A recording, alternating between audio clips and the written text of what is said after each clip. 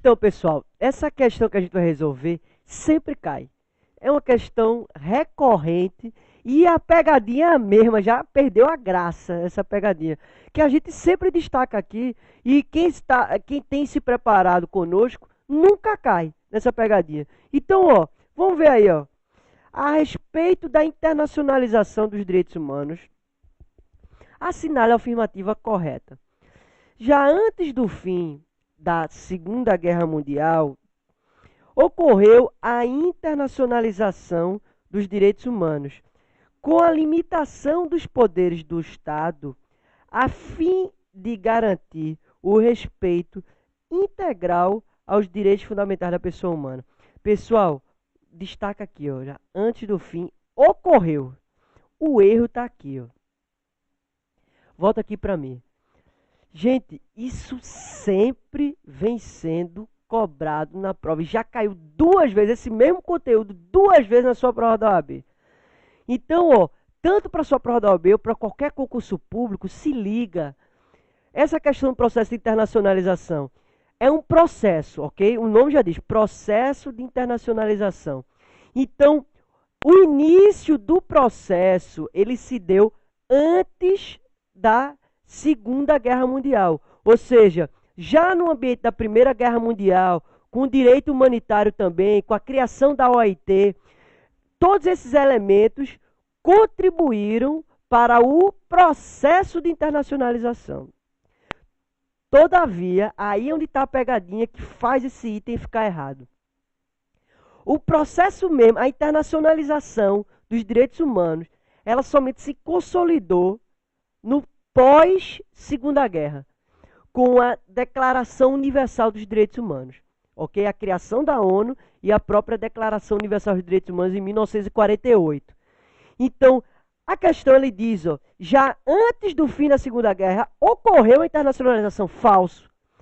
Antes do fim da Segunda Guerra, se iniciou o processo de internacionalização. Mas o conceito que a gente tem do sujeito, do indivíduo, ter direito no âmbito internacional, como a gente entende hoje, isso somente ocorreu com a Declaração Universal dos Direitos Humanos, que trouxe o legado da ideia da universalização, da indivisibilidade e interdependência dos direitos humanos.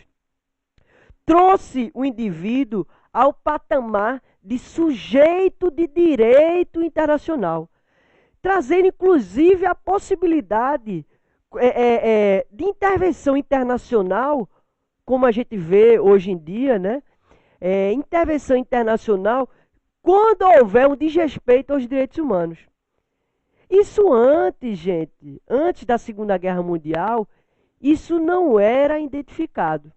Então, por conta disso, marca isso na tua questão, marca isso no teu caderno, notebook, na parede do quarto, risque em algum canto isso, pelo amor de Deus.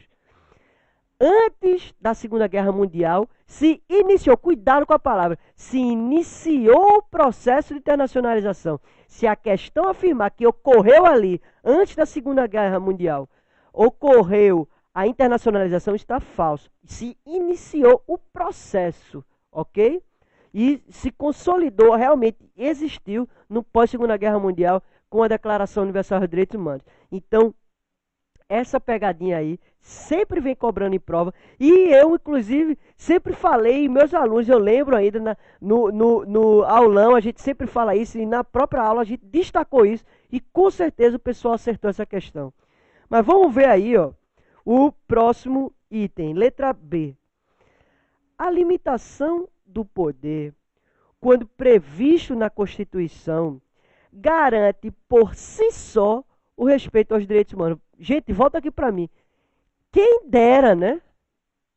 Quem dera que a gente bastasse ter uma legislação boa para a gente ter os direitos humanos garantidos. Se assim fosse, o Brasil seria um paraíso.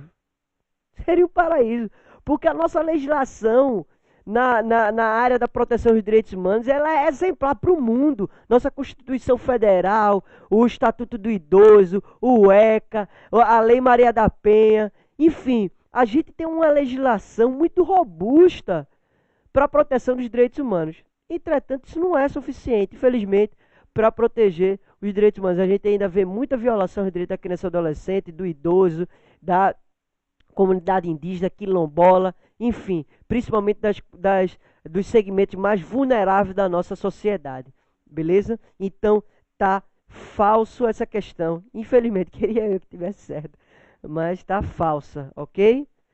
A limitação do poder, quando prevê, garante por si só, não. A limitação do poder, não.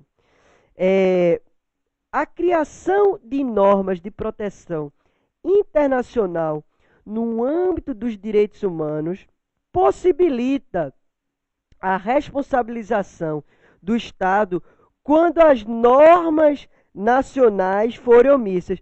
Perfeito. Essa é a própria ideia, é a própria função do sistema internacional.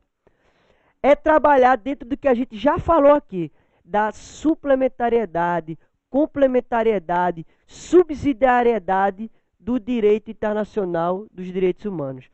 Então, ele funciona de forma complementar. Então, se o Estado não der conta, for omisso ou for falho, no seu dever de acabar com uma determinada violação dos direitos humanos, vai ser chamado o organismo internacional para tentar resolver essa situação. É o que a gente chama do requisito específico do esgotamento dos recursos internos. Beleza? Então, tá correta é a questão que a gente marca. Beleza? Letra D. A internacionalização dos direitos humanos impõe que o Estado, e não o indivíduo, seja sujeito de direito internacional. Pelo amor de Deus, é exatamente o contrário. É o indivíduo que é para ser sujeito de direito internacional. Porque, historicamente, quem é que era sujeito de direito internacional? As organizações internacionais e os estados, né? Então, no pós-Segunda Guerra Mundial, nesse processo de internacionalização que se consolida, o indivíduo ele se torna sujeito de direito internacional, havendo o que a gente chama até de uma relativização da soberania dos estados, ok? Em prol da proteção da dignidade da pessoa humana, beleza?